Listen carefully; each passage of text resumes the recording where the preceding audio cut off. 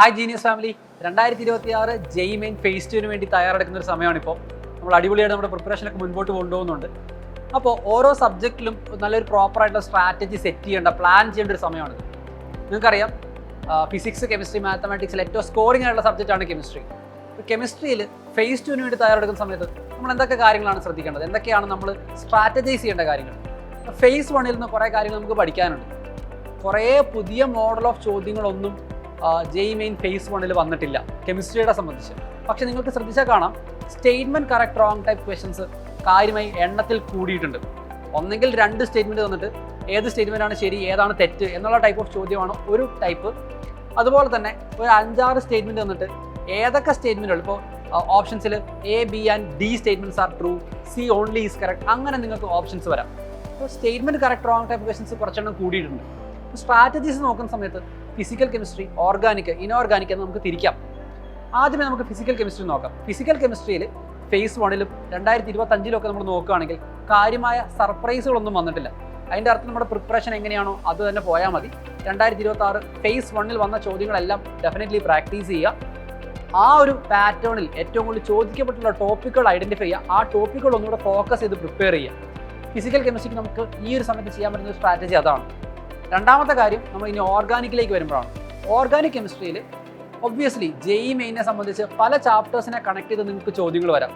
പരമാവധി ചോദ്യങ്ങൾ പ്രാക്ടീസ് ചെയ്യുന്ന സമയത്ത് മിക്സ്ഡ് ആയിട്ട് ചെയ്യാൻ വേണ്ടി ട്രൈ ചെയ്യാം. ഒരു എക്സാമ്പിൾ പറയുകയാണെങ്കിൽ, ബെൻസീനെ നോർമൽ പ്രൊപ്പൈൽ ക്ലോറൈഡുമായിട്ട് ട്രീറ്റ് ചെയ്യുന്നു ഇൻ അൺഹൈഡ്രസ് AlCl3. നമുക്കറിയാം ക്രിഡൽക്രാഫ്റ്റ് ആൽക്കിലേഷൻ ആണ്. ആ സമയത്ത് നമുക്ക് കാർബോ കാറ്റോൺ റീഅറേഞ്ച്മെന്റ് നടന്ന് ഉണ്ടാവുന്നത് ക്യുമീനാണ്. ക്യുമീൻ പിന്നീട് ക്യുമീൻ പ്രോസസ്സിൽ യൂസ് ചെയ്ത് നമുക്ക് ഫീനോളാക്കി മാറ്റാം. അപ്പോൾ ഒന്നിലധികം ചാപ്റ്റേഴ്സിനെ കണക്ട് ചെയ്യുന്ന, ഒന്നിലധികം റിയാക്ഷനുകൾ കണക്ട് ചെയ്യുന്ന രീതിയിലുള്ള ചോദ്യങ്ങൾ നിങ്ങൾക്ക് വരാം. അതുപോലെ തന്നെ ഓർഗാനിക് കെമിസ്ട്രിയിൽ ഈ ഇടയായിട്ട് കഴിഞ്ഞ 2-3 വർഷങ്ങളായിട്ട് ഒരു ട്രെൻഡ് എന്ന് പറയുന്നത്, അവസാനം ഓർഗാനിക് കോമ്പൗണ്ട് പ്രൊഡക്റ്റ് ഉണ്ടായിട്ട് ആ പ്രൊഡക്റ്റിൻ്റെ മോളിക്കുലാർ മാസ് കണ്ടുപിടിക്കാനോ അല്ലെങ്കിൽ 0.1 മോൾ ഓഫ് റിയാക്ടൻ്റ് എടുത്താൽ എത്ര ഗ്രാം പ്രൊഡക്റ്റ് കിട്ടും, അതായത് ചെറുതായി ഓർഗാനിക് കെമിസ്ട്രി ചോദ്യങ്ങളിൽ മോൾ കോൺസെപ്റ്റൂടെ ആഡ് ചെയ്യുന്ന തരത്തിലുള്ള ചോദ്യങ്ങൾ നിങ്ങൾക്ക് ഇപ്പോൾ കാണാൻ പറ്റുന്നതാണ്. ആ ഒരു കാര്യം നിങ്ങൾക്ക് ആൻറ്റിസിപ്പേറ്റ് ചെയ്യാം. പക്ഷെ ഒരിക്കലും ഒരു ലിമിറ്റിൽ കൂടുതലൊന്നും വന്നിട്ടില്ല. സാധാരണ നമ്മൾ എക്സ്പെക്ട് ചെയ്ത പാറ്റേൺ തന്നെയാണ് ഓർഗാനിക്കിലും ഫോളോ ചെയ്തിരിക്കുന്നത്. കൂടുതലായി എല്ലാ നെയിം റിയാക്ഷനുകളും, എല്ലാ ഓർഗാനിക് കെമിസ്ട്രി ടെസ്റ്റുകളും നിങ്ങൾ റിവൈസ് ചെയ്യുക. അതിൻ്റെ വീഡിയോ ഓൾറെഡി നമ്മുടെ ചാനലിൽ അപ്ലോഡ് ചെയ്തിട്ടുണ്ട്. Finally we are coming to inorganic chemistry. ഈ ഒരു സമയത്ത് ഏറ്റവും കൂടുതൽ സ്ട്രാറ്റജൈസ് ചെയ്യേണ്ട പാർട്ടാണ് ഇനോർഗാനിക്. ഇത്രത്തോളം സ്റ്റേറ്റ്മെന്റ് കറക്റ്റ് റോങ് ടൈപ്പ് ചോദ്യങ്ങൾ വരുന്നതുകൊണ്ട് തന്നെ NCERT word by word, line by line നമ്മൾ അറിഞ്ഞിരിക്കണം. ഇനിയുള്ള ദിവസങ്ങളിൽ പരമാവധി എല്ലാ ഇനോർഗാനിക് കെമിസ്ട്രി ചാപ്റ്റേഴ്സും maximum number of times read ചെയ്യാൻ വേണ്ടി നിങ്ങൾ ട്രൈ ചെയ്യുക. അപ്പോൾ ഓരോ ദിവസവും നിങ്ങൾ എന്ത് ചെയ്യുക, P ബ്ലോക്കും DNF ബ്ലോക്കും കോർഡിനേഷൻ കോമ്പൗണ്ട് പോലുള്ള ടോപ്പിക്കുകളെല്ലാം എല്ലാ വീക്കിലും വായിക്കാൻ വേണ്ടി ട്രൈ ചെയ്യുക. നിങ്ങൾക്ക് വേണമെങ്കിൽ ഞാനൊരു ചെറിയ പ്ലാൻ സജസ്റ്റ് ചെയ്ത് തരാം. Monday P block 13 and 14 group, Tuesday 15 and 16, and Wednesday നിങ്ങൾക്ക് 17 and 18 ഗ്രൂപ്പ് വായിക്കാം. ബാക്കി 3 ദിവസം തേഴ്സ്ഡേ, ഫ്രൈഡേ, സാറ്റർഡേ പരമാവധി നിങ്ങൾ DNF ബ്ലോക്ക് എലമെന്റ്സ് വായിക്കാൻ വേണ്ടി ട്രൈ ചെയ്യാം. ഇതിൽ നിന്നൊക്കെ നിങ്ങൾക്ക് സ്റ്റേറ്റ്മെന്റ് കറക്റ്റ് റോങ് ടൈപ്പ് ചോദ്യങ്ങൾ വരാം. അത് മാത്രമല്ല, എല്ലാ ചാപ്റ്റേഴ്സും നിങ്ങൾക്ക് നോക്കിയാൽ കാണും 2026 ജെയ് മെയിൻ ഫേസ് 1 ചോദിച്ചിട്ടുള്ള ടോപ്പിക്കുകൾ വളരെ സിമിലർ ആണ്, സെയിം പാറ്റേണിലുള്ള ചോദ്യങ്ങളാണ്.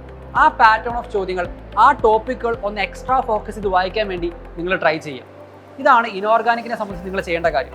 And on top of all, പരമാവധി മോക്ക് എക്സാമുകൾ എഴുതുക. എല്ലാ എക്സാമിൽ നിന്നും നിങ്ങളുടെ മിസ്റ്റേക്കുകൾ ഐഡൻറ്റിഫൈ ചെയ്ത് ആ മിസ്റ്റേക്കുകൾ അടുത്ത മോക്ക് എക്സാമിൽ റെക്ടിഫൈ ചെയ്യാൻ വേണ്ടി ട്രൈ ചെയ്യാം.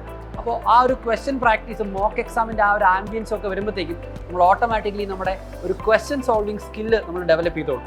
അപ്പോൾ ഉഷാറായിട്ട് പ്രിപ്പയർ ചെയ്യുക. ഈ ഒരു കാര്യങ്ങളെല്ലാം ഇനിയുള്ള നിങ്ങളുടെ ജെയ് മെയിൻ ഫേസ് 2 പ്രിപ്പറേഷനിലേക്ക് മൈൻഡിൽ ഉണ്ടാവട്ടെ. നമുക്ക് ഇനിയും കാണാം. ബൈ.